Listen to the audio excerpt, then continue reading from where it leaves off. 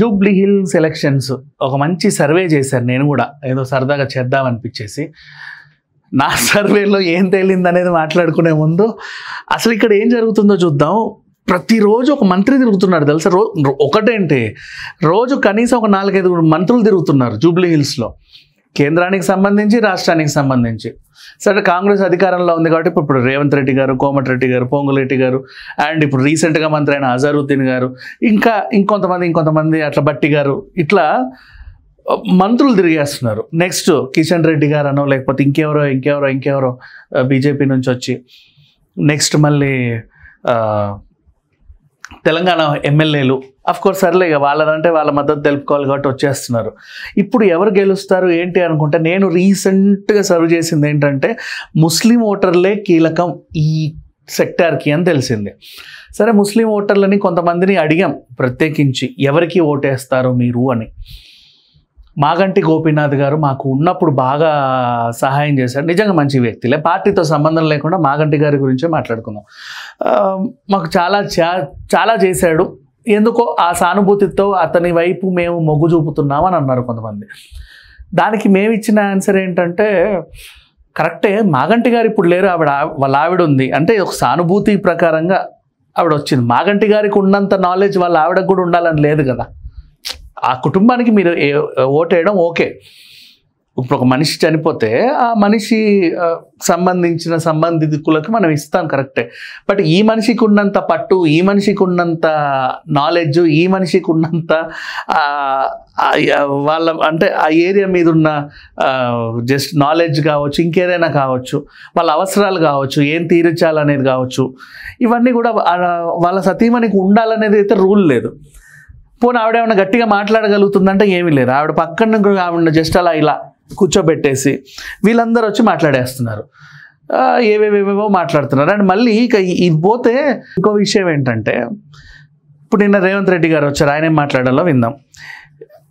ఈ ఏరియా అంతా చూడండి ఎలా ఉందో, ఈ చెత్త కుప్పలు ఏంటి అదేంటి. నిజమే, ఇప్పుడు మీరు యూసుఫ్ కూడా చెక్ పోస్ట్ దగ్గర చూడండి, ఆ బస్తీ వరకు మొత్తం చెత్తే, నిజంగా చెత్తే ఉంటుంది. అండ్ నెక్స్ట్ కృష్ణకాంత్ పార్క్ వైపు వెళ్ళండి, అక్కడ చెత్తే, మధురానగర్ మధ్యలో చెత్తే, శ్రీనగర్ కాలనీ మధ్యలో చెత్తే. వర్షం వచ్చిందంటే మొత్తం మునిగిపోవడం. ఎప్పుడు ఏదో ఒక టైంలో, నిజం చెప్తున్నా, రోడ్ నెంబర్ 10 నుంచి కానీ 36 నుంచి కానీ మనం మాదాపూర్ చూసుకున్నా, ఎక్కడ చూసుకున్నా ఎప్పుడు ఏదో ఒక నాలా పొంగుతానే ఉంటుంది బైక్ డ్రైనేజ్. మరి ఇవన్నీ ఎవరు చూసుకోవాలి? జిహెచ్ఎంసీ. 10 ఏళ్ళు జిహెచ్ఎంసీకి ఎవరున్నారు మంత్రిగా?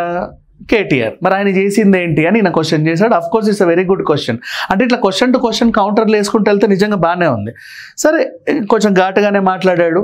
అండ్ పట్టుంది ఎవరికంటే, ఇప్పుడు నవీన్ యాదవ్ నిజంగా పట్టు ఉంది. ఇప్పుడు ఆ ఏరియాలో ఆయన చిన్నప్పటి నుంచి పుట్టి పెరిగాడు, వాళ్ళ నాన్నలు అందరూ చూశారు.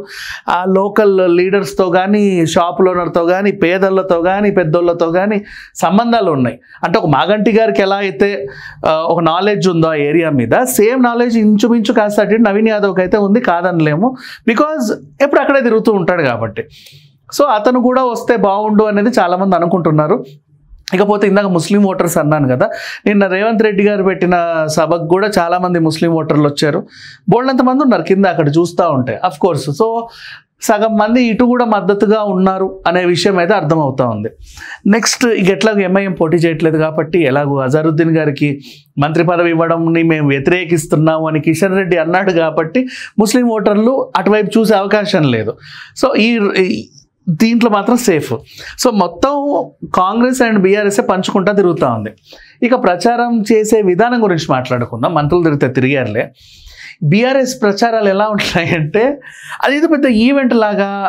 ఇప్పుడు పెద్ద ఫంక్షన్ హాల్లో పెళ్లి చేసుకున్న తర్వాత వరుణ్ణి ఊరేగింపు తీసుకెళ్తారు చూడు, మొత్తం లైట్లు గీట్లు పట్టుకుని బాగా చూపించుకుంటూ ఉంటారు. ఏవేవేవో పల్లకి గిల్లకి అన్ని పట్టుకెళ్ళి, గుర్రాలు, డిఫరెంట్ కార్లు, రథము, ఆ టైప్లో సాగుతూ ఉంది తప్ప ఏవేవో ఫ్లెక్సీలు అండ్ డీజే సాంగ్స్ అనమాట. అంటే యూత్ని అట్రాక్ట్ చేయాలంటే ఏం చేయాలి? డీజే సాంగ్స్ అండ్ ఇంకేవో అదేంటో ప్రచారంలా లేదు, ఏదో వింతగా కొత్తగా చిరాకేస్తుంది ఇంకా సింపుల్గా చెప్పాలంటే.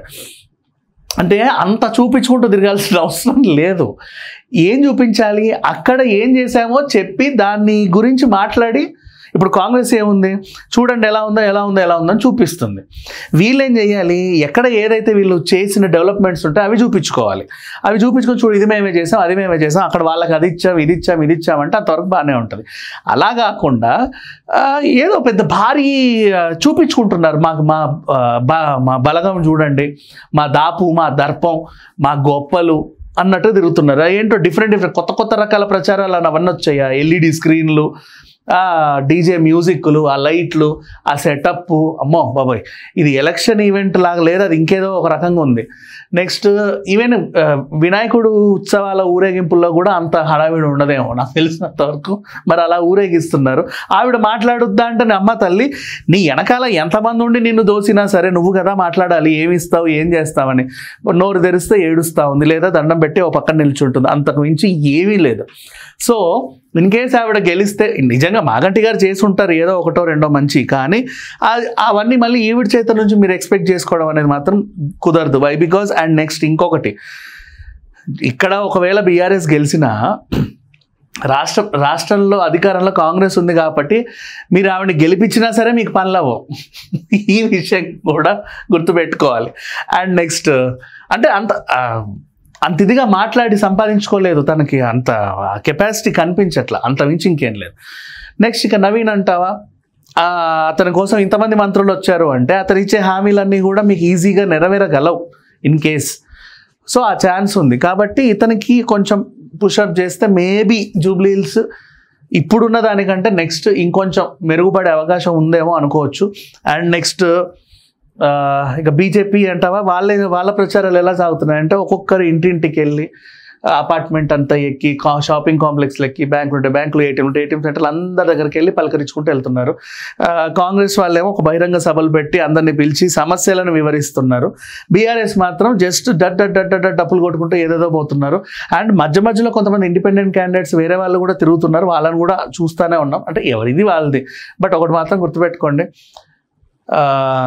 ఎక్కడి నుంచి జూబ్లీ చెక్ పోస్ట్ నుంచి అమీర్పేట వరకు రావాలంటే నిజంగా తడిసిపోతుంది. శ్రీనగర్ కాలనీ అయితే ఇటు నుంచి అటు దాటడానికి, అటు నుంచి ఇటు దాటడానికి కనీసం గంట సమయం పడుతుంది.